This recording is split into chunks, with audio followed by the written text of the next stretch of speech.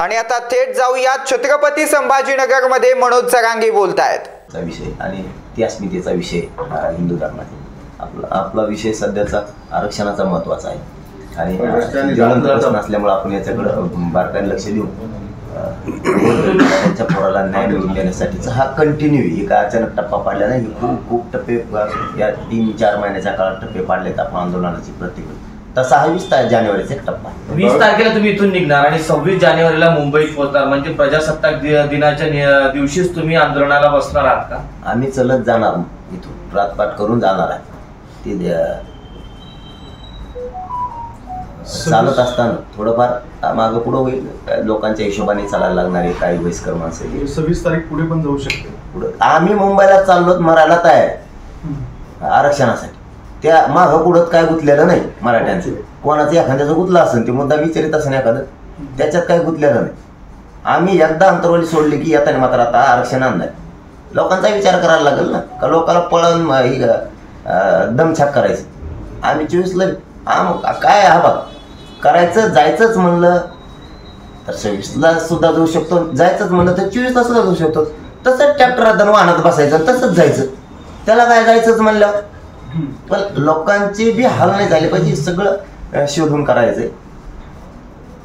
आणि असं वाटलं होतं की 5-7 दिवसात पोहोचते तर पोहोचू, काय तर नाही तर लोकांच्या हिशोबाने. पण आता मुंबईकडे निघालोच ना, येताना आरक्षणात घेऊन येऊ. किती दिवस कमी होऊ लागते, किती तास वाढत येतात, किती कमी होते, याच्यापेक्षा चाललेत. माझ्या मराठा समाजाला माहिती आहे दिवसात काय नाही आमचं आणि तारखेत बी काय नाही आमचं. वैयक्तिक मराठा समाजाचा आमचा विषय, आमचं तारखेत काय नाही आमचं. आता मुंबईकर कुच केली म्हणजे येताना आरक्षणच घेऊन यायचं.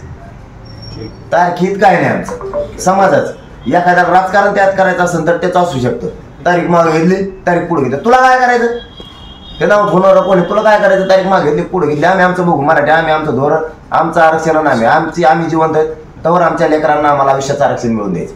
त्याच तारखेला गेल्या गेल्या काय ते गठुडं बांधून देणार तो आमचं हे धर लगेच आरक्षण. संघर्ष आम्हालाच करायचा आहे. उशिरा गेलं तरी आम्हालाच करायचं आणि लवकर गेलं तरी करायचं. तसं डोक्यातच घेतलं तर 20ला 21लाच पोहोचू शकतो. मग आम्ही हाय तसेच वाहनं जाऊन द्यायची. हा बरं 21ला गेल्या गेल्या मिळेल का मग, आणि 26ला बी गेल्या गेल्याच मिळेल का मग. आम्हाला तिथं थांबायचंच आता ठरवलेलं आम्ही घेऊच तर. आम्ही सगळं गबाळले तो आता काय संघ घ्यायचं ती. पहिल्या टप्प्यातच आम्हाला महिनाभर पुरण एवढं नेणार आहेत आम्ही. संपलं की दुसऱ्या टप्प्यात मागून लगेच दुसरा टप्पा तयार केला आहे. संपलं की लगेच गावकऱ्यांनी परत पोहोच करायचं. आता हालत नाहीत आम्ही. आणि मग त्या 26 पाशी 20 पाशी 25 पाशी काय होते, 20ला आम्ही आरक्षणासाठी गाव सोडतोय.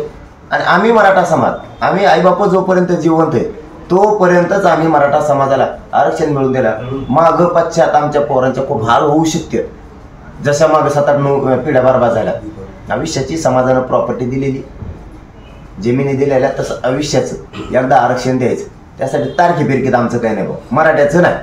कोणाला राजकारण करायचं झालं बिनधास्त करा. मला 20ला आम्ही अंतरावलीतून सोडणार आहे, मुंबईच्या दिशेनं कूच करतो. मग ते 20 तारखेला पोहोचू शकतो, 23ला पोहोचू शकतो. ते आमच्या समाजाच्या धोरणानं, लोकांच्या धोरणानं आमचं आंदोलन चाललेलं नाही, चालणार सुद्धा नाही.